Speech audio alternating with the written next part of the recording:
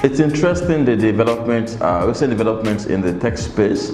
I like to look at the tech space and look at a couple of years back, right, when we were getting started in 2011 to 2012. So there was that period of 2011 to about 2015, 2016, and I think we've seen a change from about 2015, 2016 till now. And so you had that period in the early 2012 when there were still a few hubs locally, of which of course Wennovation Hub was one of the key early ones back then, and it was still very strange. The idea of incubation, tech startups, investments, angels investments was still very strange. But then around 2015, 2016, I think it picked up. You saw more interest, more investments happening, more hubs are opening up, and of course with larger pan-African bodies like AfriLabs.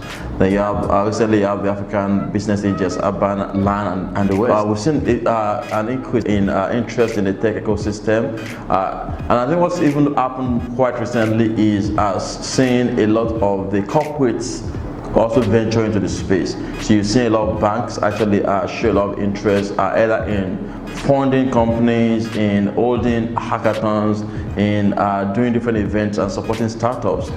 So I think it's a good thing that's happening. So people talk about maybe there's a proliferation of hubs. I don't think we even have enough. I think because again, look at a country like Nigeria with almost 200 million people. How many people have been impacted yet? I think it's about the spread of it, and which is why as Wennovation Hub, beyond being in Lagos, we're also in Ibadan, Abuja, and Kaduna. And you also see several different hubs also in the southeastern part of the country. So I think that proliferation gets into the grassroots where technology, where startups actually becomes like a norm, right? I think that's key. And again, when we call that ecosystem, it means there has to be different players. So you have the active participants, like the startups, the entrepreneurs. Now you have the investors. Now you're having the corporates come in, which is very important because as you talk about M&As and acquisitions down the line, it's very key that the corporates also play a role. Another one that's picking up but still very low is the academia. I think universities and schools also need to play a huge role.